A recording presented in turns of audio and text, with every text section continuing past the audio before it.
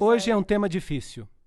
Eu estou um pouco nervoso de abordá-lo, mas nós vamos passar por ele e as coisas vão ficar piores antes de ficarem melhores, para que nós possamos também, então, mergulhar e dizer algumas coisas que o livro do Apocalipse diz.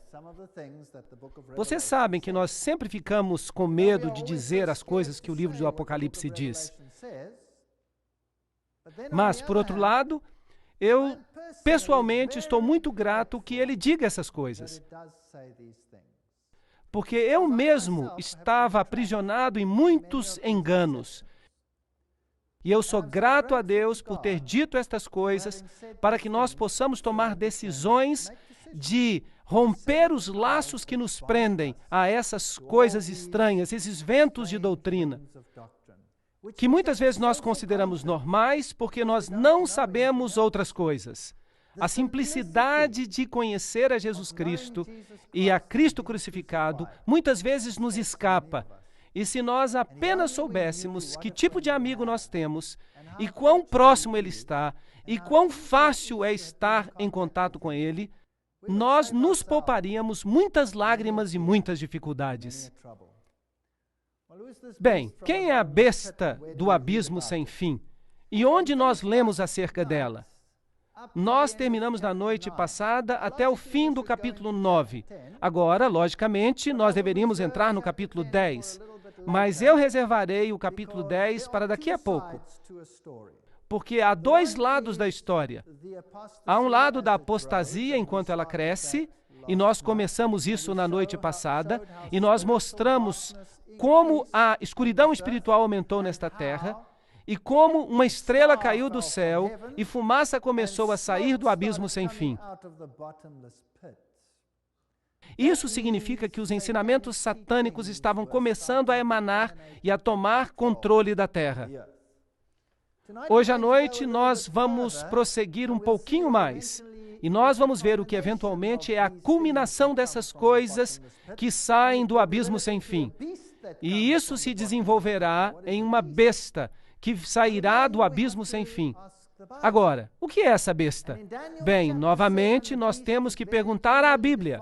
Assim que em Daniel capítulo 7, uma besta é muito claramente definida como um rei ou reino. É um reino. Aqui, portanto, está uma entidade política que se manifesta. Ou, em outras palavras, o ensinamento falso se tornou tão amplo que ele infiltrou o sistema político e se tornou uma doutrina mundial. Doutrina mundial legislada em sua plenitude. Nós temos visto isto neste estágio quando ele aparece, mas crescerá a um fenômeno mundial. E a pergunta é, o que está por trás de tudo? E essa pergunta nós queremos responder hoje à noite. Apocalipse capítulo 11. Nós estamos pulando 10, porque esta é a contraparte e nós estaremos lidando com ela mais tarde. Foi-me dado um caniço semelhante a uma vara, e também me foi dito, dispõe-te e mede o santuário de Deus. Você sabe, quando você mede algo, você quer saber a medida, não é assim? A Bíblia diz que nós somos o templo do Deus vivo. Qual é a nossa medida, portanto? Dispõe-te e mede o santuário de Deus, o seu altar e os que naquele adoram. Portanto, assim como nós tivemos uma enumeração, agora nós temos uma medição. Mas deixa de parte o átrio exterior do santuário e não o meças, porque ele foi dado aos gentios. Estes calcarão aos pés a cidade santa. Eles pisarão na verdade de Deus e na salvação de Cristo, que é tipificada no santuário. Tudo no santuário tipifica a Cristo. A porta, o portão onde você entrou, o altar de holocausto é uma representação da cruz, o cordeiro que foi morto. Eis o Cordeiro de Deus que tira o pecado do mundo. A pia que lava, ela é que lava os nossos pecados. Você precisa nascer da água e do Espírito. Se você entrar no primeiro compartimento, Jesus é a luz do mundo. Jesus é o pão da presença. Jesus é o pão do céu.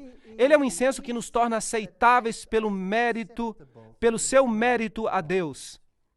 Se você entrar no último compartimento, ele é o legislador. Ele nos protege da condenação da lei por sua misericórdia. Uau! Tudo está ali no santuário. É uma mensagem linda. Por isso, aqui está a história da salvação em Cristo, que será pisada por certas forças gentílicas. E isso será feito por 42 meses. Agora, esse é um tempo profético de novo, e seria interessante saber o que ele significa. E é claro, é uma citação do livro de Daniel, capítulo 7, onde todos os atributos do anticristo são dados, incluindo o fato de que ele reina por esse período. Darei às minhas 2 testemunhas que profetizem por 1260 dias, vestidas de pano de saco. Agora, é isso que chamamos de paralelismo hebraico. Você diz uma coisa de um jeito e você repete isso de outro jeito. Portanto, os primeiros 42 meses são seguidos por 1260 dias. E em termos proféticos, são o mesmo período. 42 meses proféticos, um mês profético tinha 30 dias. 42 vezes 30 dá 1260 dias. 1260 dias, um dia para cada ano, 1260 anos. Nós falaremos sobre isso mais tarde. É um período em que o santuário será pisado por pés e o povo de Deus também. Agora, quem são as testemunhas que se levantam para ouvir o que Deus tem a dizer? Agora, essas são as 2 oliveiras e os 2 candelabros, a luz que está diante de Deus, do Deus da terra. E se algum homem as ferir, prestem atenção nisso, se algum homem as ferir, fogo sairá de sua boca e devorará os seus inimigos. E se algum homem as ferir, ele deve dessa maneira ser morto. Não se metam com as oliveiras. Não se metam com os candeeiros. Seria interessante saber quem são eles, não seria? Bem, vamos dar uma olhada primeiro no período profético, cuja chave é o princípio ano-dia.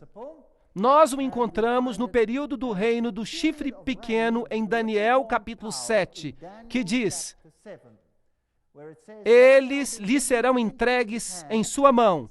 Esses são os santos do Altíssimo, por um tempo, tempos e metade de tempos. Isto é, 3 anos e meio proféticos, ou 42 meses, ou 1260 dias. Nós veremos os paralelos em um momento. E calcular a duração desse período profético é grandemente simplificado se nós atentamos para esses pontos simples. Um tempo era um ano. Algumas das traduções mais recentes dirão simplesmente 3 anos e meio. Isso é, 360 dias. Você pode ver Daniel capítulo 4, verso 16 e 11, verso 13. À margem na Bíblia autorizada, na King James. O tempo ou ano profético tinha 360 dias. Um dia significa um ano, ou um tempo significa um ano na profecia bíblica. Você descobrirá isso na versão autorizada. Portanto, nós fazemos a conta e descobrimos que são 1260 dias. E você pode olhar em Números, capítulo 14, versículo 34, em Ezequiel, capítulo 4, versículo 6, onde se diz: e eu te indiquei um dia para cada ano. Portanto, estes são, de fato, 1260 anos literais. Agora, há outras regiões onde nós encontramos esses textos. Daniel usa a terminologia no capítulo 12, verso 7. Um tempo, tempos e metade de um tempo. Apocalipse 11, 2 usa 42 meses. Apocalipse 11, 3 usa 1260 dias. Apocalipse 12, 6 usa 1260 dias. Apocalipse 12, 14 usa um tempo, tempos e metade de um tempo. Apocalipse 13:5 usa 42 meses. Todos se referem ao mesmo período de tempo. Eu lhes provarei isso de novo daqui a pouco. Agora, 10 reinos de Roma, que emanaram de Roma, foram estabelecidos em 476 d.C. E em Daniel se diz que esse poder controlaria, ou teria controle sobre o povo de Deus. Se levantaria depois do estabelecimento dos 10 reinos. Em outras palavras, depois que Roma Ocidental foi dividida em 10. Bem, esse período é muito interessante, porque depois deste período, em 438 d.C., o governo papal começou de acordo com o decreto de Justiniano, que dizia que o papado seria o corretor dos hereges e que ele seria o cabeça de todas as igrejas. Aqui, então, temos um cenário de igreja e Estado. Agora, se você faz uma conta com os 1.260 anos, você obtém uma data interessante, 1798. Vamos olhar esses períodos de tempo de novo. Daniel 7:25, um tempo, tempos e metade de um tempo. Daniel 12:7, um tempo, tempos e metade de um tempo. Apocalipse 11:2, 42 meses. Apocalipse 11:3, 1.260 dias. Apocalipse 12:6, 1.260 dias. Apocalipse 12:14, um tempo, tempos e metade de um tempo. Apocalipse 13:5, 42 meses. Você acha que Deus está sendo sério quando ele fala sobre esse período? Parece que sim. Ele quer que nós saibamos algo sobre esse período de tempo. E nós podemos descobrir da Bíblia que eles significam a mesma coisa pelo paralelismo hebraico. Por exemplo, no livro de Apocalipse, se dirá uma mulher, um deserto, 1.260 dias. Em outro verso será dito, uma mulher, um deserto, 42 meses. Em outro lugar se dirá 3 anos e meio, e assim você pode ver que eles se aplicam à mesma coisa. Uma profecia muito, muito importante. Agora, em 1798, algo muito interessante aconteceu. Berthier, o general francês, marchou até Roma, sob as ordens de Napoleão, e prendeu o Papa. E declarou que era o fim do papado. Declarou que era o fim. Agora, é importante perceber que o papado era uma entidade política. E se você pega a definição de Daniel, capítulo 7, de que uma entidade política é chamada uma besta, os reinos que você viu, as 4 bestas, são 4 reinos que se levantarão na terra. Bem, então, se você acaba com o poder político, então a besta morre. Agora, isso é interessante. A respeito desse poder particular, há um outro verso interessante em Apocalipse, que diz, parecia uma ferida mortal, mas a ferida mortal foi curada. Em outras palavras, ela morre, mas retorna. E esse poder foi reinstaurado como entidade política em 1929, quando Mussolini concedeu valor de Estado e autonomia política ao Vaticano de novo. Então havia uma besta, uma entidade política religiosa. Ela recebeu uma ferida mortal e, contudo, ela cresce e recebe a sua autoridade de novo. E então há algumas coisas interessantes no livro de Apocalipse sobre isso. Vamos olhar essa ferida mortal. No dia 1º de fevereiro de 1798, o Papa Pio VI foi destronado por Napoleão. Seu anel, o símbolo do seu poder, foi-lhe tirado do dedo. E ele morreu no exílio. Essa foi uma ferida mortal. Por volta de dezembro de 1804, o Papa Pio testemunhou Napoleão coroando-se imperador. Aqui estava um Papa sem uma entidade política para governar. Em 1808, Napoleão tirou a autoridade do Vaticano. Ele confiscou toda a cidade do Vaticano. Em 1848, Mazzini ataca Roma e o Papa Pio IX é exilado. Ele é restaurado em 1850, mas ele tinha perdido a sua autoridade papal. Não era mais uma entidade política. Aqui estava a ferida mortal. E há aqui uma sincronia espantosa. Em 538, ele ascende ao trono sob a proteção do Império Romano Oriental, com a ajuda do próprio imperador. ele assume a autoridade com o decreto de Justiniano. 1260 dias proféticos mais tarde, seu poder político chega ao fim. Interessante. Imediatamente, Napoleão reestabeleceu a liberdade religiosa em 1806, no dia 30 de maio. E então nós tivemos um poder que governou o povo de Deus por um período de tempo, politicamente, ditando às outras forças políticas o que elas deveriam fazer com os dissidentes. Vejam vocês que Roma nunca condenou ninguém à morte. A Inquisição era dirigida pelos jesuítas e mais tarde pelos dominicanos. Mas os jesuítas eram os inquisitores originais. Quando eles descobriam que alguém era culpado, eles o entregavam para que o Estado o executasse. Era assim que funcionava. Agora, quem são essas testemunhas que testemunhavam em pano de saco durante este período de tempo? Minhas duas testemunhas. Essas são as duas oliveiras e os dois candeeiros que estão diante do Deus da terra. Por falar nisso, Roma suprimiu as escrituras durante o seu período de reinado? Sim ou não? Sim. Eu fui católico. Era um pecado mortal ler a Bíblia. Era um pecado mortal. Mais tarde, depois de 1962, isso foi alterado. E nós saberemos por quê. É uma razão muito interessante. Veremos numa próxima palestra. Bem, quem são essas duas testemunhas? Elas podem, por exemplo, ser as Escrituras? O Velho e o Novo Testamento? Será possível? Zacarias capítulo 4, verso 1. E o anjo que falava comigo veio de novo e me acordou, como se acorda um homem do seu sonho. E ele me disse, o que tu vês? E eu disse, eu olhei e eis um candeeiro. Vejam que há aqui um candeeiro, todo de ouro, com uma bacia sobre ele, e 7 lâmpadas, e 7 tubos para 7 lâmpadas, que estão sobre ele. E 2 oliveiras. Temos o mesmo símbolo. Portanto, Apocalipse tira este simbolismo de Zacarias.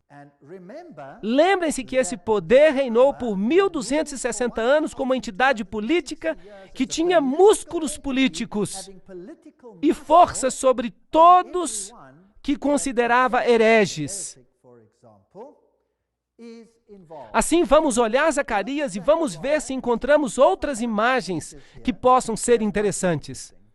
Nós encontramos os candeeiros que são mencionados em Apocalipse. Nós também encontramos as 2 oliveiras que são mencionadas em Apocalipse. Uma está do lado direito da bacia e outra está do lado esquerdo dela. E o verso 4. Então eu respondi e falei ao anjo que conversava comigo, dizendo, que são estas coisas, Senhor?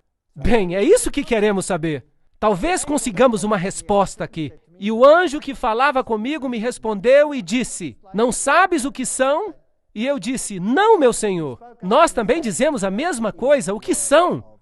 E então ele respondeu e me disse, esta é a palavra do Senhor a Zorobabel, dizendo, e então ele falou que palavras eram essas. Então, o que são as oliveiras e o candeeiro? A palavra de Deus. Então, essa palavra de Deus estava profetizando em roupa de saco, por 1260 dias. Vocês sabem quando foi que os reformadores começaram a imprimir a Bíblia?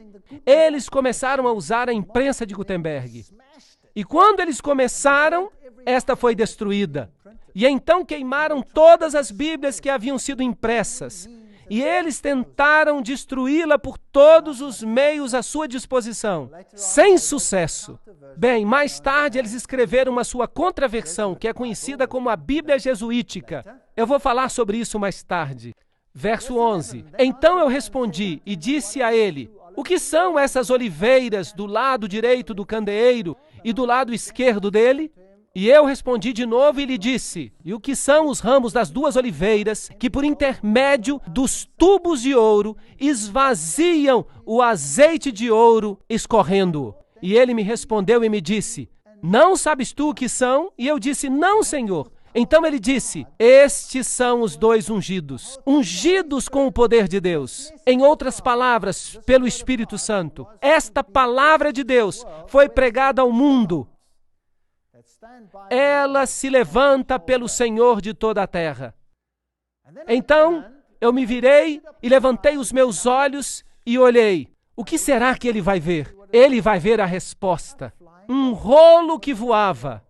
Agora, o que é um rolo que voa? É um pergaminho. É a palavra de Deus. Então, ele vê a palavra de Deus voando no ar. Isso é um símbolo do quê? Da pregação da mensagem ao mundo. Então, esta é a resposta. Diz respeito à palavra de Deus. E ele me disse, o que tu vês? E eu respondi, vejo um rolo voando. E a sua extensão. E ele dá a extensão em côvado. E ele me disse, esse é o curso pelo qual ele vai até a terra toda, para que todos os que furtam sejam eliminados. Estas são as advertências de Deus. E todo o que jurar será eliminado deste lado de acordo com ela. E eu farei acontecer, diz o Senhor dos Exércitos, e ela entrará na casa do ladrão, e na casa daquele que jura falsamente pelo meu nome, e ela permanecerá no meio da sua casa, e ela consumirá a lenha que há ali, e as pedras que há ali. Ok. Então a palavra de Deus convencerá, quer seja suprimido ou não. É isso? Basicamente, é isso que está sendo dito. Leiamos, porque Zacarias está ficando interessante. Então o anjo que falava comigo saiu. Lembre-se, Apocalipse 11 está citando Zacarias, destes mesmos versos. E nós podemos obter mais informações. O que foi que eu disse no começo? A lei é o testemunho. Portanto, nós estamos cavando no testemunho para ver o que os profetas tinham dito, aquilo que está em harmonia com o que vai acontecer aqui. Levanta os teus olhos e vê este que sai. E eu disse, o que é? E ele respondeu, é um efa que sai. Uau, agora está ficando interessante, um efa. Agora, o que é um efa? Um efa era uma medida. Era uma medida padrão com a qual você media farinha, por exemplo. Agora, no livro de Apocalipse, não estava acontecendo uma medição? Sim ou não? Ahá! Aqui temos uma outra medição acontecendo. E nós temos o padrão de medida. Obviamente, o padrão para o que é certo e o que é errado. Mas aqui está um interessante padrão que se estabeleceu. O que é isto? E eu respondi, é um efa que sai. E ele disse além disso, este padrão é o que você verá em toda a terra. E eis que se levantou um talento de chumbo. Vejam que o efa tinha uma tampa sobre ele. Uma tampa pesada. Esta tampa aqui era muito pesada. Era feita de chumbo. Então ele levantou esta tampa de chumbo e olhou dentro do efa, que é a medida padrão. E o que ele viu dentro? Uma mulher sentada no meio do efa.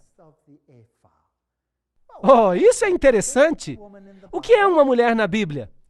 É uma igreja. Uma igreja. Então há uma igreja apóstata nesta terra. E há uma igreja verdadeira nesta terra. E nesta se senta uma mulher.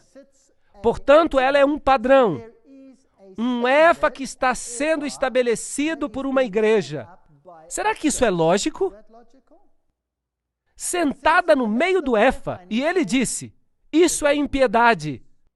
Então temos aqui o contrário do que o rolo estava dizendo. O rolo no início tinha dito, eu te condenarei pela minha palavra. Se você roubar, saberá que roubou. Se você fizer isso ou outra coisa, minha palavra vai condenar você. Mas aqui está um outro padrão sobre a terra. E ele é controlado por uma igreja diferente. E é uma igreja ímpia. E ele atirou o peso de chumbo na boca. Então, esta mulher se revelou por um tempo. E então, a tampa foi devolvida. Opa! Agora está interessante. Será que o Apocalipse falou de um padrão que não era bíblico? Sim ou não? Claro que falou. E a tampa foi levantada para que todos pudessem ver. Como é que os reformadores chamavam Roma? Chamavam abertamente de anticristo, mas então se fechou. E o que os reformadores dizem hoje? Publicamente, oficialmente, em todos os seus sínodos, o que o concílio luterano decidiu? Em 1994, se não me engano, decidiram que ela não mais seria chamada de anticristo. Os calvinistas decidiram a mesma coisa. Todos eles decidiram a mesma coisa. Então, a tampa voltou para o Efa. E eu levantei os meus olhos e olhei, e eis que havia duas mulheres, e o vento estava em suas asas, pois elas tinham asas como asas de uma cegonha. E isso é má notícia. É má notícia, porque você vê, a cegonha é um pássaro imundo. E um pássaro na Bíblia, aqui é o símbolo do Espírito Santo. Portanto, há dois grupos que, pela operação de um falso espírito, estabelecerão um padrão com uma outra mulher nele, entre os céus e a terra. Então disse o anjo que falava comigo, aonde elas levam o Efa, o padrão? E ele me disse, para construir uma casa na terra de Shinar, isso é, Babilônia, e será estabelecida, posta sobre sua própria base. Uau! O que Zacarias está dizendo é que um outro padrão reinará nesta terra. Este padrão será estabelecido por uma igreja. Todos terão o conhecimento de que era ímpio, será revelado, mas a impiedade será coberta. E então, dois grupos de igreja poderosos, a Bíblia os chama de dragão e falso profeta, virão e então levantarão este padrão e dirão, aqui está, e o Império Babilônico renascerá num sentido espiritual nesta terra, com um padrão que substitui o padrão de Deus. Isso está fazendo sentido? É assustador? Será que vai acontecer? Bem, vamos ver o que o resto do Apocalipse diz sobre isso. A palavra de Deus. Agora nós temos o pano de fundo do lugar da Bíblia onde o Apocalipse tirou a sua imagem e nos conta o que está acontecendo. A palavra de Deus, Apocalipse 11:6, diz, elas têm autoridade para fechar o céu, para que não chova. Será que a palavra de Deus tem poder para fazer isso? Claro que sim. Elias não o fez? Elias orou sob a inspiração de Deus e disse que não choveria. E em 3 anos e meio não choveu.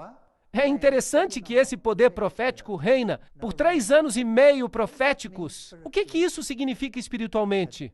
Uma falta da palavra de Deus. E então fizeram guerra contra a palavra de Deus, não nos dias de sua profecia. Então houve trevas espirituais. Nós já falamos sobre isso. E tem o poder sobre águas para torná-las em sangue e para ferir a terra com todas as pragas, tantas vezes quantas quiserem. Uau! Más notícias se você permite que a palavra de Deus lhe seja tirada. Você está encrencado. E quando eles terminaram o seu testemunho, em pano de saco, a besta que ascende do abismo sem fim fará guerra contra elas. Agora, quando será que terminarão o seu testemunho em pano de saco? Depois dos 1260 dias. Bem, se essa profecia está correta, então isso nos traz ao ano 1798. E nesse período de tempo, um poder começará a emergir da terra, e sua função será destruir a palavra de Deus. É interessante, pois depois de 1798, um poder emergirá, cuja função será destruir a palavra de Deus. E esta besta ascende do abismo sem fim. Quem estava no abismo sem fim antes? Bem, a estrela que caiu do céu trouxe fumaça do abismo sem fim, espalhando suas falsas doutrinas pela terra. E agora está sendo estabelecido o ponto de autoridade. Aqui está o reino de Satanás crescendo sobre a terra. Mas lembre-se, Deus só está observando, está permitindo. Deus está nos contando sobre isso. Mas Ele vai fazer guerra contra eles. Ele os vencerá. Ele os destruirá. Então, alguma coisa acontece aqui que faz com que a palavra de Deus seja oficialmente rejeitada. Mas isso é um envolvimento maior. Será o nascimento de um reino que quer oficialmente obliterar a palavra de Deus.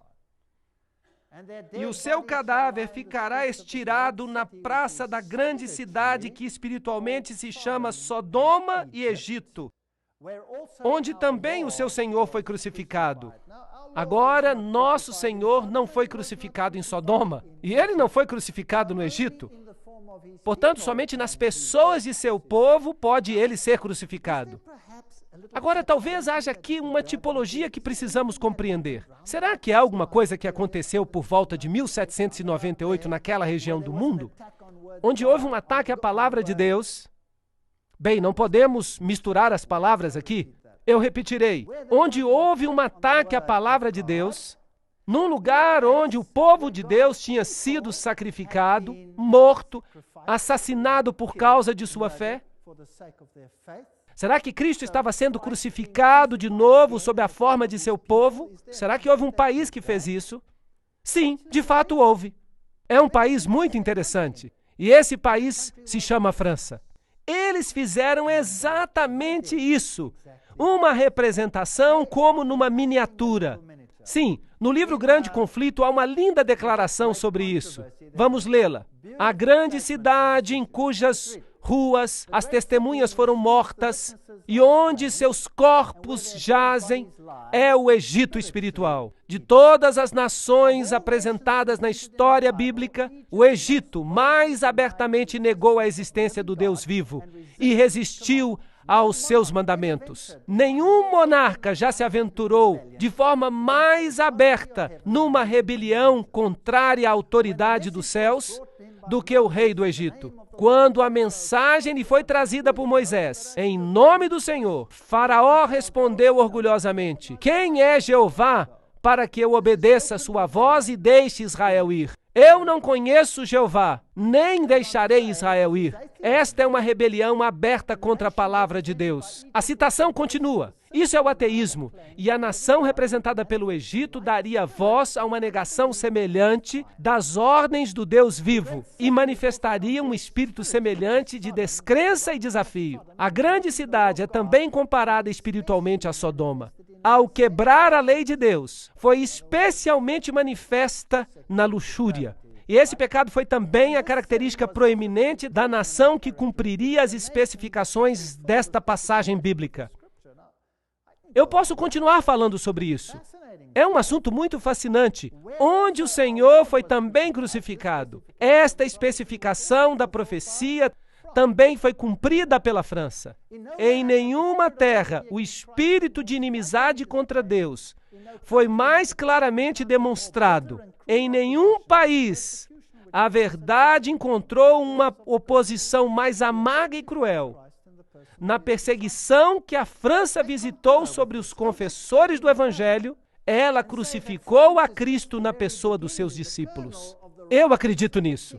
Eu gostaria de ir adiante e dizer que a França representa os primórdios, o cerne da ascensão do reino de Lúcifer. E eu vou provar isso para vocês com muitas citações. E nós veremos que o que foi estabelecido ali há de governar o mundo todo hoje. E isso afeta você e a mim diretamente. Isso é a história em aplicação. Aqui está o famoso chapéu jacobino que foi usado pelos revolucionários franceses. Eles usaram o chapéu jacobino. Agora, o que esse chapéu jacobino significa? Eu vou explicar isso numa próxima palestra. De fato, este é o chapéu de Mitra. Trata-se do mitraísmo, a adoração ao Deus Sol. Mas não se preocupem, vou explicar mais tarde. Apocalipse 11:7 diz: quando tiverem então concluído o testemunho que devem dar, a besta que surge do abismo pelejará contra elas. Anotem, o que aconteceu na França são as primícias do que vai acontecer com o mundo inteiro. Assustador. Pelejará contra elas e as vencerá e matará. Será que a França, depois da Revolução Francesa, fez guerra contra a palavra de Deus? Apocalipse 11:9 diz: então muitos dentre os povos, tribos, línguas e nações contemplam os cadáveres das duas testemunhas por 3 dias e meio. Bem, agora nós temos um outro tempo profético. 3 dias e meio seriam 3 anos e meio. E não permitem que esses cadáveres sejam sepultados. Do dia 10 de novembro de 1793 a junho de 1797, eles fizeram isso. Eles baniram a Bíblia. Oficialmente, por um decreto do governo, os que habitam sobre a terra se alegrarão por causa delas, as 2 testemunhas, o Velho e o Novo Testamento. Realizarão festas e enviarão presentes uns aos outros. Será que os franceses fizeram isso? Sim, eles de fato fizeram isso, porque esses 2 profetas, a Bíblia tinha atormentado aqueles que viviam sobre a terra. É verdade, eles só acreditavam que a Bíblia os havia atormentado, mas há mais gente que acredita que a Bíblia era um poder atormentador. Mas depois de 3 dias e meio, um espírito de vida vindo da parte de Deus neles penetrou. E àqueles que os viram sobreveio grande medo. Destruíram a Bíblia? Não. Depois desse evento, que foi só o começo desse grande ataque à palavra de Deus, o poder veio à palavra de Deus. E Bíblias apareceram em todas as partes do mundo. Todas as grandes sociedades bíblicas começaram depois desse dia. E a Bíblia foi colocada em cada mão que a desejava no mundo inteiro. Isso enfureceu a besta do abismo sem fim, de tal modo que ela mudou a sua tática de guerra. E nós vamos lidar com essas táticas em 2 palestras chamadas A Batalha das Bíblias e Mudando a Palavra. Elas vão acontecer a seguir. Se você está chateado comigo hoje à noite, volte de qualquer forma, ok? Então a palavra de Deus se levantou e pregou com o poder daqui por diante. Mas a guerra não acabou, estava apenas começando. E as 2 testemunhas ouviram grande voz vinda do céu, dizendo-lhes: Subi para aqui. E subiram ao céu na nuvem, e os seus inimigos as contemplaram. E o inimigo, eu devo lhes dizer, odeia a palavra de Deus. Naquela hora houve grande terremoto e ruiu a 10ª parte da cidade. Isso obviamente se refere a essa cidade espiritual, Babilônia. Ela foi sacudida pela ressurreição do poder da palavra de Deus. E então Satanás redobrou seus esforços para esmagá-la de novo. E morreram nesse terremoto 7.000 pessoas. De novo, esse é um número simbólico. Ao passo que as outras ficaram sobremodo aterrorizadas e deram glória ao Deus do céu. Notem, passou o 2º ai. Eis que sem demora vem o 3º ai. Um ai é algo que torna impossível para as pessoas encontrarem a verdade. O 1º ai foi a destruição física das áreas cristãs originais pelos poderes que trabalhavam contra Cristo. Este ai é agora um escurecimento espiritual de todo o conhecimento que diz respeito a Deus, por esse poder que faz guerra contra a palavra de Deus. O que aconteceu na Revolução Francesa? Vamos ver como ela cumpriu essas profecias. Temos aqui a queda da Bastilha. E claro, com este evento, toda a estrutura política do mundo foi mudada. Antes disso, você tinha monarcas que governavam. Agora você tem democracias. Democracias apareceram por toda parte. Isso parece muito bom, mas nós vamos ver depois exatamente o que está por trás dessas coisas. Então, Luís XVI, aquele que perdeu a cabeça, literalmente, e a cabeça dele foi levantada diante de uma multidão agitada quando ele foi para a guilhotina. E a mulher dele, Maria Antonieta, será que tiveram misericórdia dela? Não. A cabeça dela foi colocada numa estaca e levantada diante da multidão agitada. Então, eles pegaram uma prostituta. Mas é isso que realmente eles fizeram. Com os seios à mostra, e eles lhe chamaram liberdade. Eles fizeram dela uma deusa. A liberdade governava. Quando a deusa foi trazida à convenção, o orador pegou-a pela mão e, voltando-se para a assembleia, disse: Mortais, deixem de tremer diante dos trovões impotentes de um Deus que seus temores criaram. Uau! Essa é uma assembleia pública. Daqui por diante, não temos nenhum Deus senão a razão. Vocês podem imaginar isso? Eu lhes ofereço essa mais nobre e pura imagem. Se vocês precisam ter ídolos, façam sacrifícios apenas para um como este. Prostrem-se diante do augusto Senado da Liberdade. Reverenciem a razão. Então, temos aqui um poder que tinha tomado o lugar da palavra de Deus e o substituído com a deusa da razão. Mas, felizmente, Jesus disse isso antes que acontecesse. E isso significa que essa deusa da razão toma o lugar de Jesus Cristo apenas na aparência. A deusa, depois de ser abraçada pelo presidente, foi levada a um carro magnífico e conduzida no meio de uma imensa multidão à Catedral de Notre Dame. Então, se tornou oficial que ela tomava o lugar de Deus. Então ela foi elevada a um sublime altar e recebeu a adoração de todos os presentes. Portanto, o governo adorava essa mulher. Foi assim que aconteceu. Ela foi levada pelas ruas, ela foi colocada num carro, ela tinha o sol como símbolo e se dizia a deusa da razão. E ela foi entronizada em Notre Dame. E aquela catedral que simbolizava o cristianismo foi invadida pelo poder legislativo. Assim, o Velho Testamento e o Novo Testamento foram queimados. E todos os livros religiosos foram queimados numa pira. E uma nova lei substituiu a lei de Deus. Será que podemos substituir a lei de Deus? Eu não creio que possamos. Aquele pergaminho que voa pelo céu, a palavra de Deus, nos convence do que é certo e do que é errado. Ela nos mede de acordo com o seu padrão, sem levar em consideração se outra instituição eleva o seu padrão.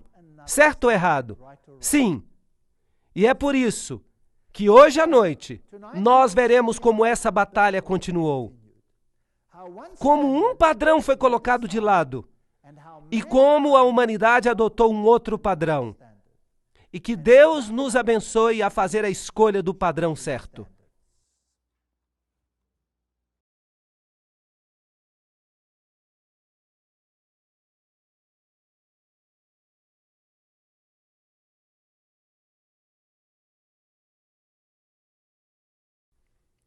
Nós continuamos a história.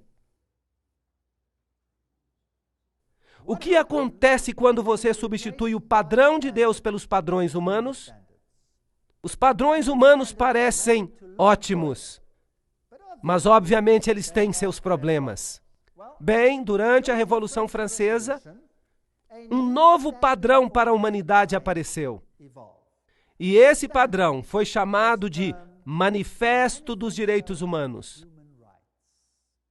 Por falar nisso, se você assiste a televisão hoje, o que você ouve? Lei de Deus? Lei de Deus? Lei de Deus? Ou você escuta direitos humanos, direitos humanos, direitos humanos? O que você escuta? Você escuta direitos humanos. Agora, não é fascinante que a França tenha publicado seu primeiro manifesto dos direitos humanos dessa forma? Isso não é fascinante? São 2 tábuas de pedra.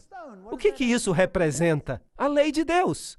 Aqui estava o homem inaugurando uma nova lei. Isso é uma coisa muito fascinante. Há muito simbolismo nisso. É um assunto grandioso demais para caber dentro desses slides. Eu vou usar uma outra conferência e vou lhes dar todos os detalhes e vou mostrar o simbolismo por trás disso. Eu só estou mencionando apenas um. Vejam aqui, um feixe de varas. Aquele ali, uma serpente com a cauda na boca. Aquele outro ali, o olho que observa em um triângulo. Isso é fascinante. Um feixe de varas. O que isso significa? Esses são os fascia. Fascia. Vem do tempo romano, do procônsul. Ele usava um feixe de varas, fascia, e ele as levava até um monte. E se ele fosse aceito como líder por todos, ele colocava uma coroa ao redor dele e se tornava poderoso no comando. Todo o poder residia em um único homem. É por isso que é chamado fascismo. Fascia, fascismo, e você pensa em Adolf Hitler. Fascismo, e você pensa em Mussolini. Todo o poder em um homem. Ele era chamado de Führer. Não é certo? Ok, esse é o sistema de controle.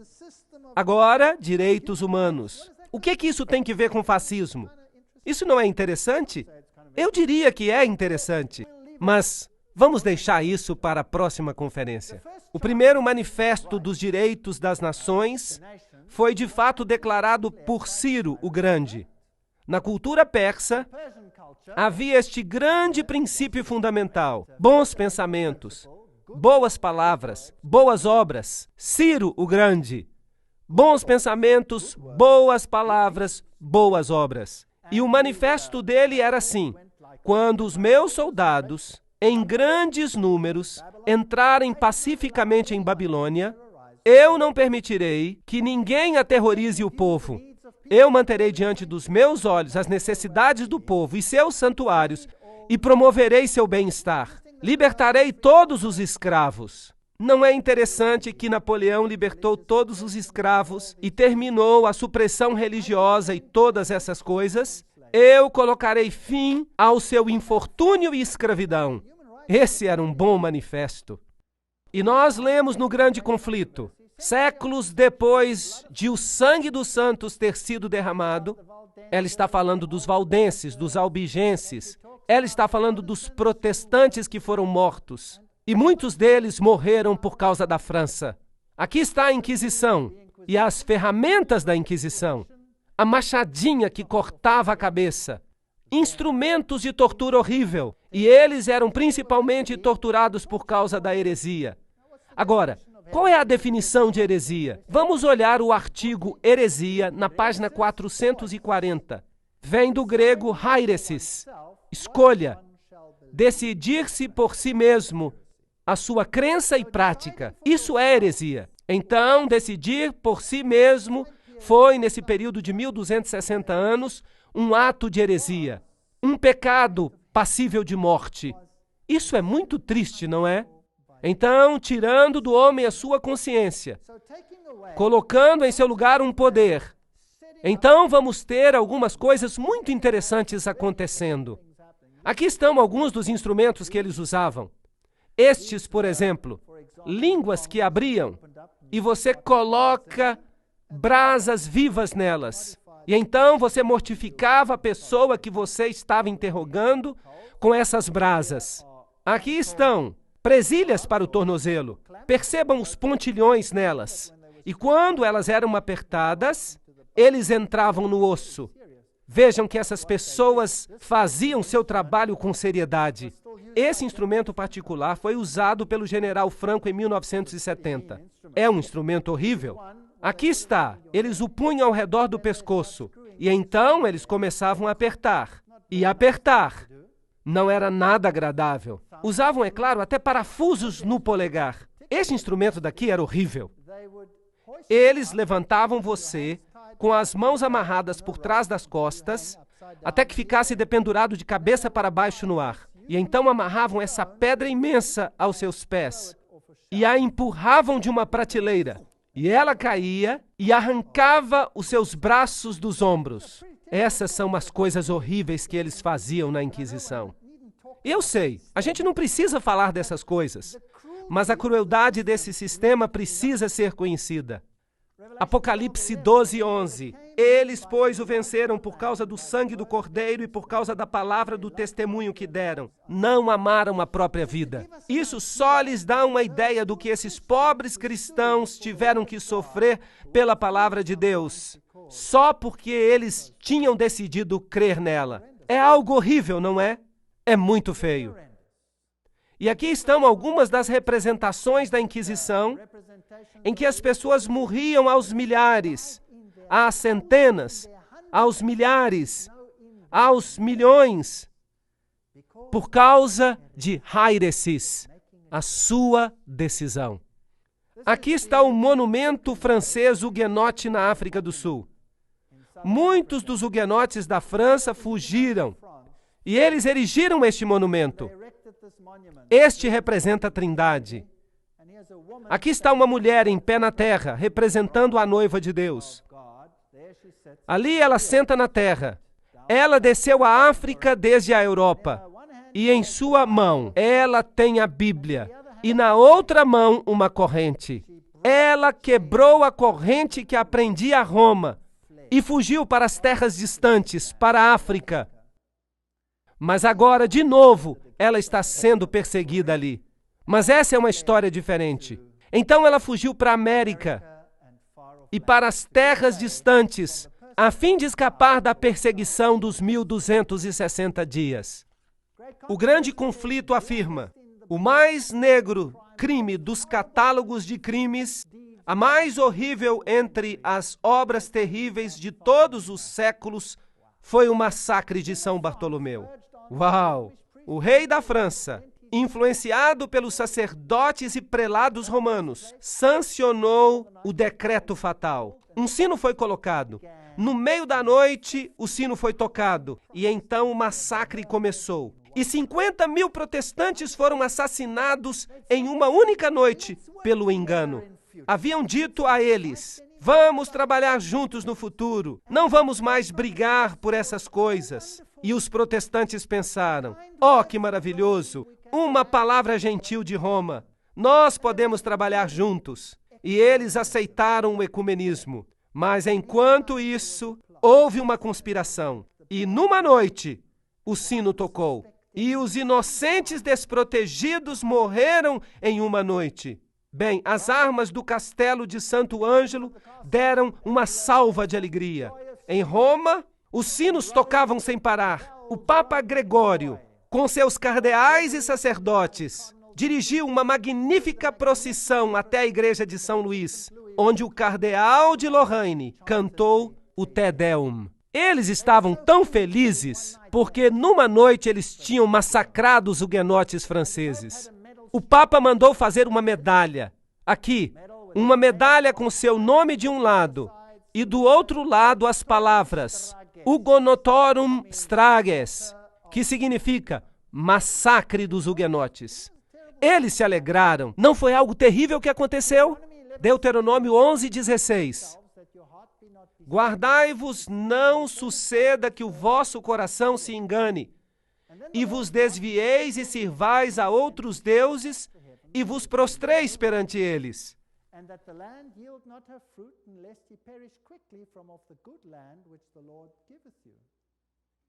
So, if you turn away from the Word of God and you take the law of God away, then there will be dryness, barrenness.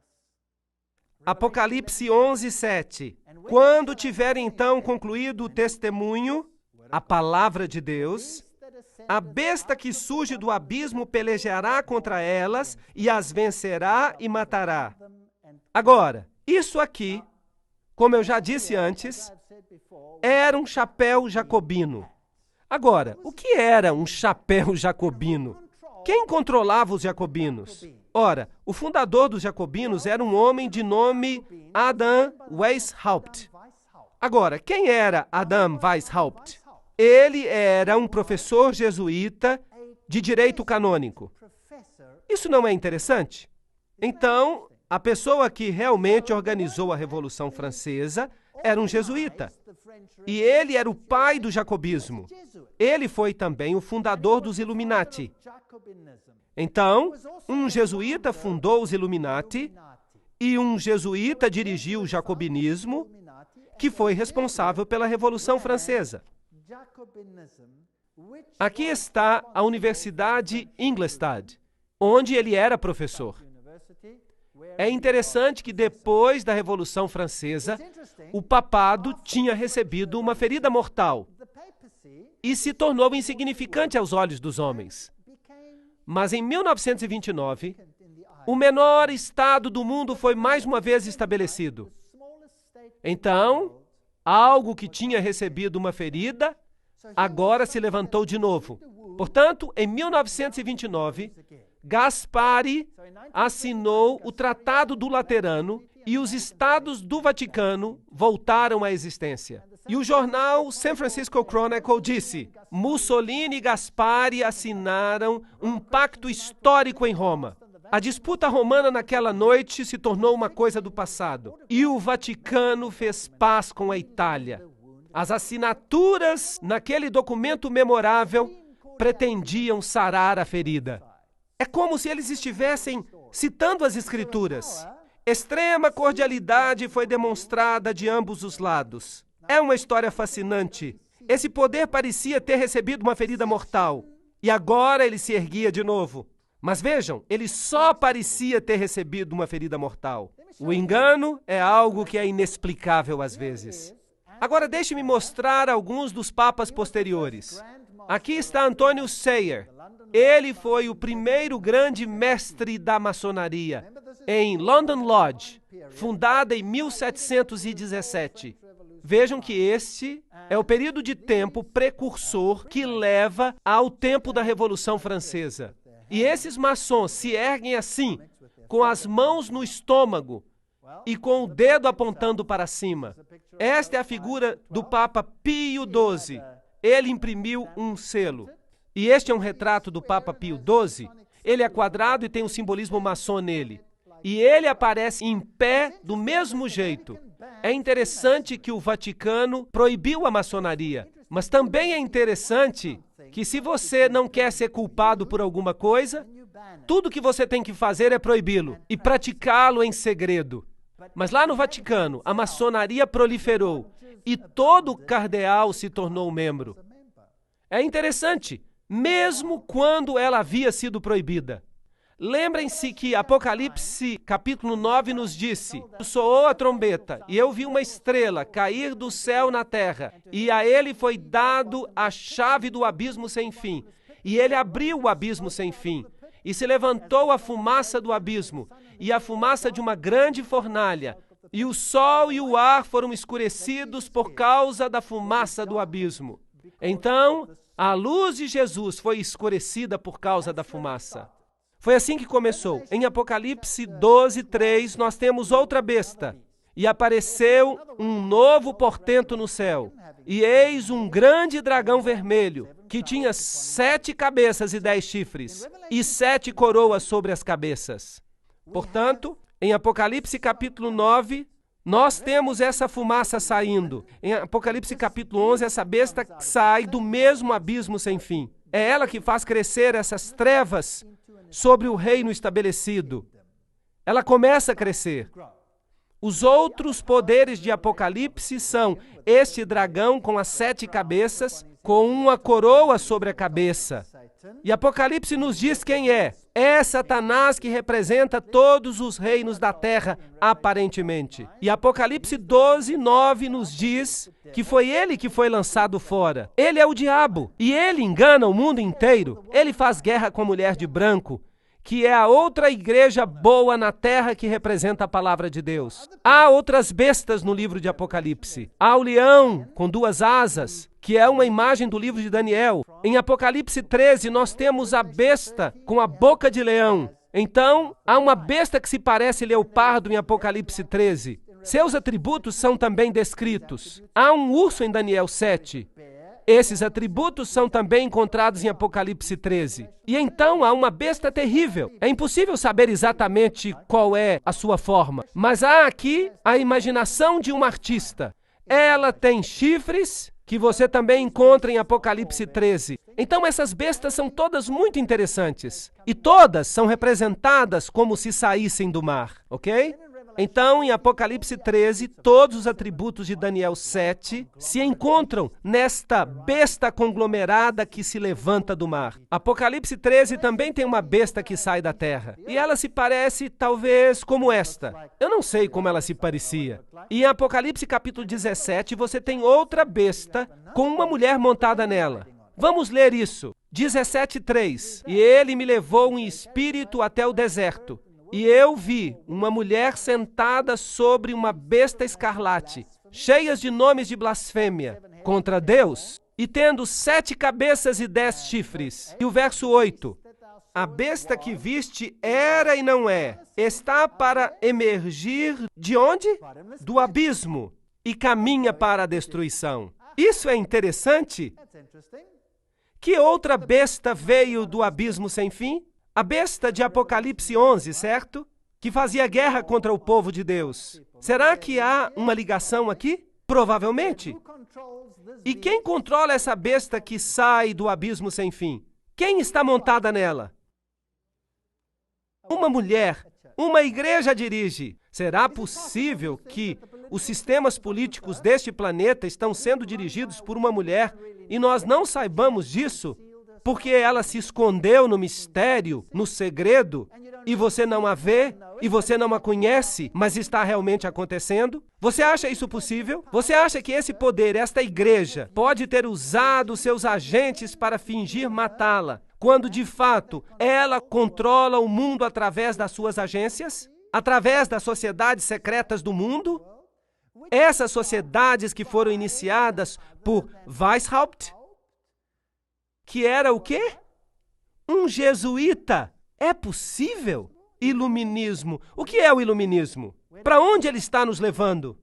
É possível que haja uma guerra contra a palavra de Deus? Que aqueles que representam a palavra, a igreja, vão entrar em conflito com essa nova entidade política que tem um novo padrão que é chamado de direitos humanos?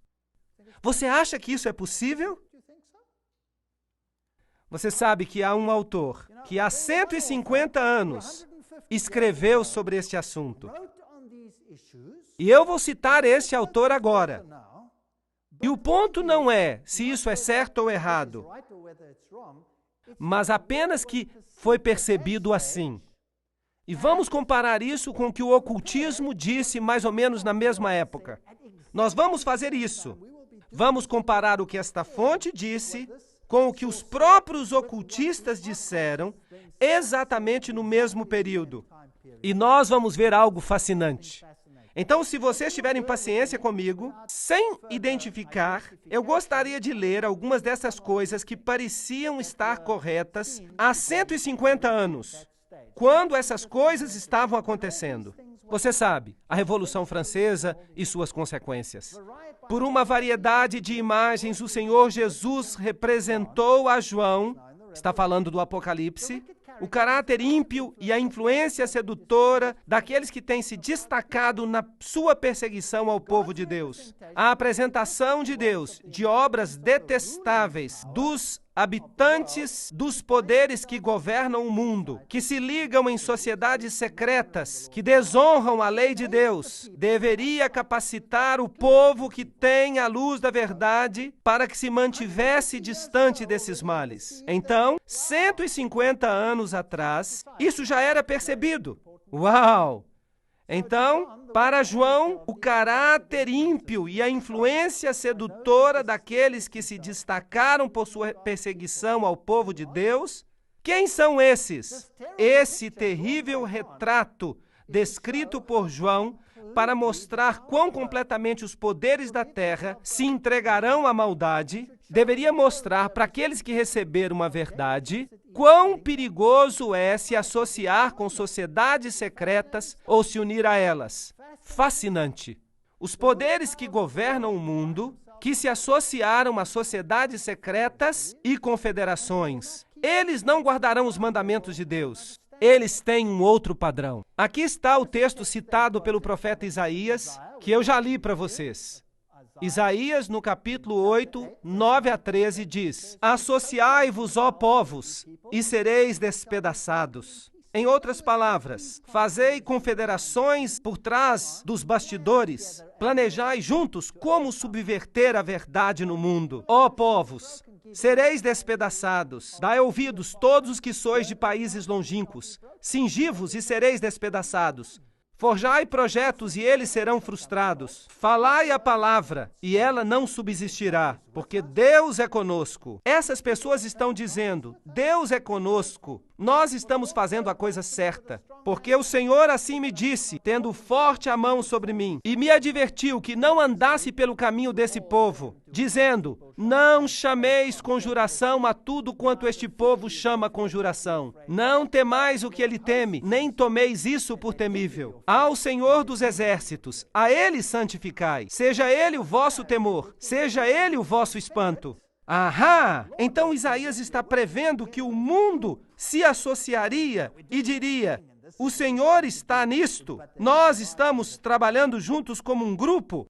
Esta é a melhor coisa que devemos fazer. Mas eles estão deixando Deus fora disso e não terão sucesso. Então, há aqueles que perguntam se é correto para os cristãos pertencerem à maçonaria e a outras sociedades secretas. Que todos leiam uma passagem que acabei de citar. Se nós somos mesmo cristãos, precisamos ser cristãos em todo lugar e precisamos considerar e ouvir o conselho dado, tornando-nos cristãos de acordo com o padrão da palavra de Deus. Percebem, então, que é importante que nós vejamos o que os maçons realmente ensinam? Ou talvez ainda mais interessante, quem fundou os maçons? Quem os controla? O que eles ensinam? Será que de fato eles pregam contra Jesus e a palavra de Deus? Sim ou não? Essas são perguntas que nós precisamos responder. O caráter não cristão dessas confederações será percebido nas sociedades secretas, porque elas servem a deuses tão insensatos e tão impotentes quanto os deuses do hinduísmo. Que interessante! Aqueles que se levantam pelo estandarte ensanguentado do príncipe Emanuel não podem se unir à maçonaria ou a qualquer outra sociedade secreta. Cristo não está dividido. Ninguém pode se unir a elas e ser homem livre diante de Deus. Os cristãos devem romper todos os laços que os prendem a essas sociedades secretas que não estão sob o controle de Deus. Nós não podemos pertencer a sociedades secretas.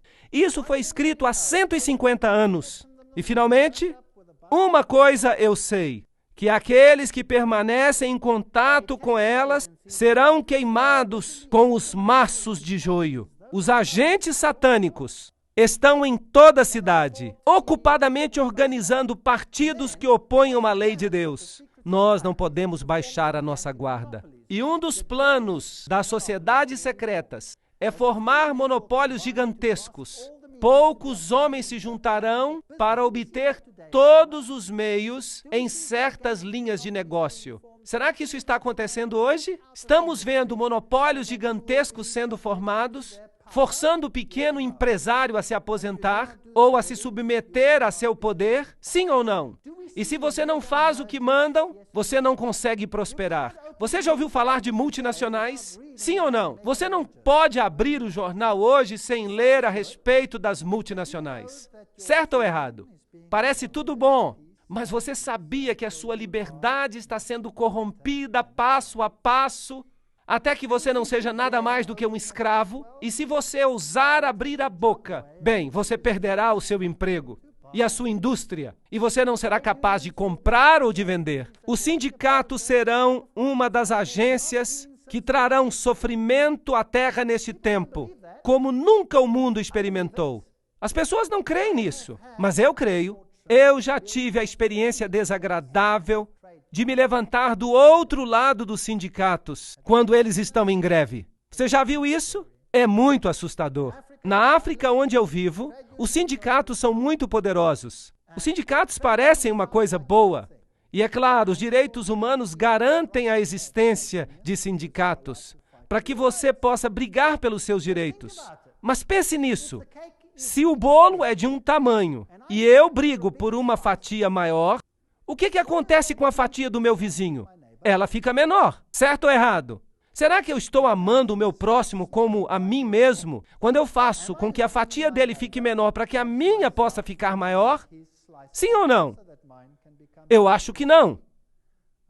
E se chegar o ponto quando você quiser dividir a fatia? Bem, você só pode ficar com a sua fatia. Eu já estive do outro lado disso. Eu já tive as minhas costelas fraturadas por membros dos sindicatos. Eles estavam usando as universidades para atingir o governo. Eles declararam um boicote às aulas da universidade. E os alunos estavam ficando sem educação. Isso significava que os alunos pagavam todo o semestre e perdiam tudo. Então a universidade decretou que as aulas continuassem. Eu era professor e eu disse, as aulas vão continuar. E então, os sindicatos invadiram a minha sala. E eu fiquei em pé na porta e disse, lamento, mas vocês não podem entrar aqui. Sou eu que dou permissão para que os alunos entrem aqui. Eu sou responsável, não eles. E eles começaram a me bater. E eles quebraram as minhas costelas. E a polícia estava por toda parte. Será que alguém levantou um dedo? Não. Eu tenho prova disso. Eu saí na primeira página de todos os jornais do país. E nada aconteceu. Os alunos não conseguiram sucesso. E eles saíram. Felizmente, por alguma razão, eles saíram. Talvez haja poder no poder da oração. Eles foram para outro lugar e quebraram tudo. Bateram até nos alunos. Bateram neles horrivelmente. Meus alunos escaparam aquele dia pela graça de Deus.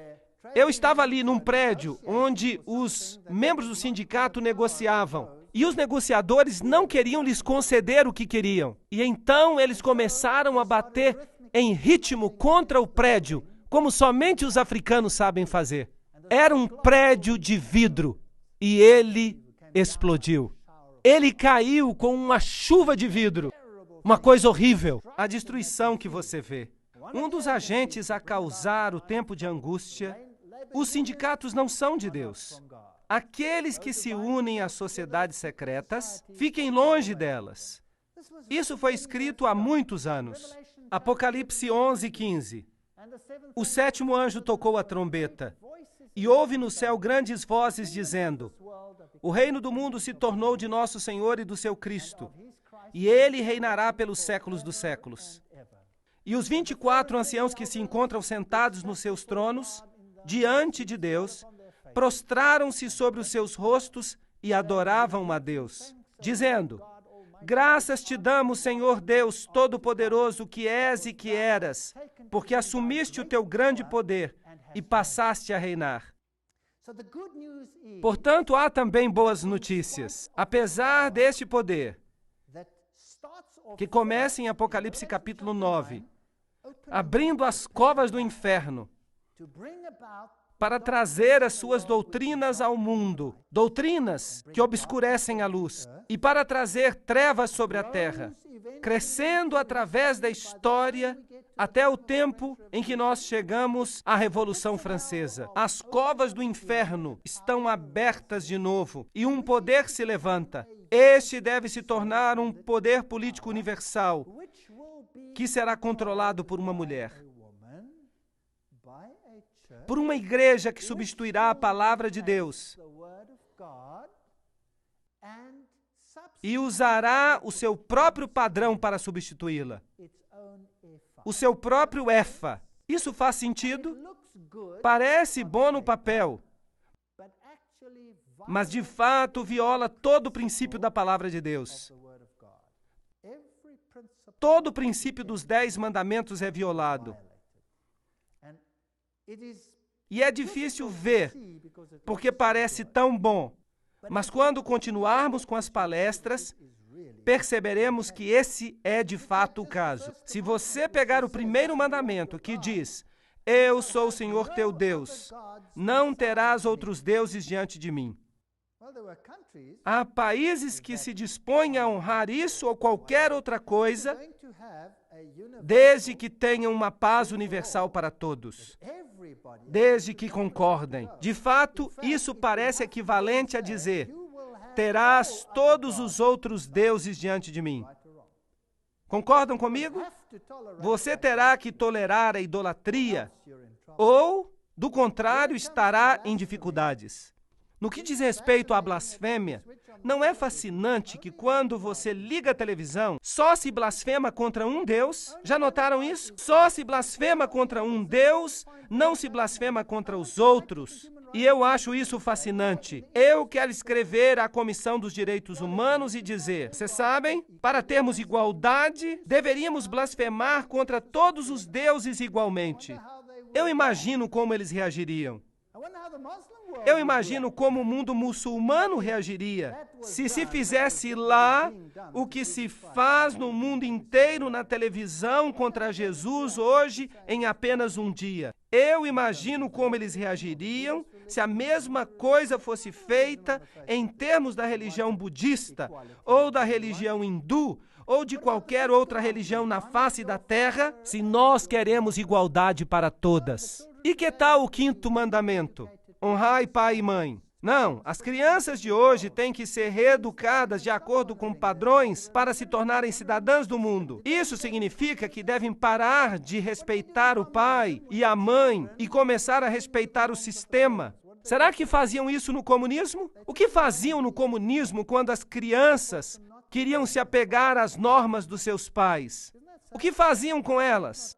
Eles as pegavam e as reeducavam. Eles as ensinavam a não respeitar pai e mãe. Isso não é triste? Não matarás. Uau! Não cometerás adultério. Não dirás falso testemunho. Será que essas coisas são toleradas? Um dia Jesus vai convidar a todos que entrem no reino. No reino haverá justiça e verdade. Não haverá mais mentira. Os padrões serão os padrões que ele determinar, e estes se aplicarão a todos. Na verdade, as nações se enfureceram. Chegou, porém, a tua ira, e o tempo determinado para serem julgados os mortos, para se dar o galardão aos teus servos, os profetas, aos santos e aos que temem o teu nome, assim aos pequenos como aos grandes, e para destruíres os que destroem a terra. Não é interessante? Abriu-se então o santuário de Deus que se acha no céu, e foi vista a arca da aliança no seu santuário. Onde está Jesus? Em que compartimento? No Santíssimo. Uau! Nós nos movemos do período de ministério no primeiro compartimento ao ministério no segundo compartimento. Esse é o juízo. E a arca do testemunho, os 10 mandamentos, são o padrão universal para o que é certo e o que é errado. Não há dúvida sobre isso. E nós vemos esse testemunho. E isso significa que o tempo acabou. E sobrevieram relâmpagos, vozes, trovões, terremoto e grande saraivada. Esta é a história da última praga na terra. E o reino de Deus se torna o reino da terra também. Então Jesus, o grande sumo sacerdote, é visto na frente da arca do testemunho. Esse é o verdadeiro padrão. Não o éfa controlado pela mulher. Não importa quantas cegonhas e espíritos imundos levantem este estandarte para que o mundo o aceite. Ele é contrário à palavra de Deus. E como vimos até aqui, essa igreja é definida, infelizmente, é a igreja que domina por 1260 dias. É a igreja da Idade Média. É a igreja romana. E eu não posso mudar isso. Eu já fui católico. E eu agradeço a Deus porque Ele me mostrou essas coisas. E por trás de tudo isso, por trás dessa Revolução Francesa e de tudo isso, nós vimos os agentes desta igreja. Nós vimos os agentes jesuítas por trás de tudo. E nós vimos que as sociedades secretas, porque tudo nelas é envolto em mistério, farão as mudanças que anularão a palavra de Deus. Por isso, nas próximas conferências, nós vamos por trás dos bastidores. Vamos expor alguns fatos para ver se as coisas são mesmo assim. Mas mesmo que seja assim, que eu presumo que seja, Jesus está no controle. Ele permitiu que víssemos essas coisas. Ele é o sumo sacerdote que oficia. Ele é o Rei dos Reis. Ele voltará em glória. E não importa quantas trevas haja no abismo sem fim. Jesus está no controle. Nada temos a temer. Apeguemo-nos a Ele e ninguém se perderá.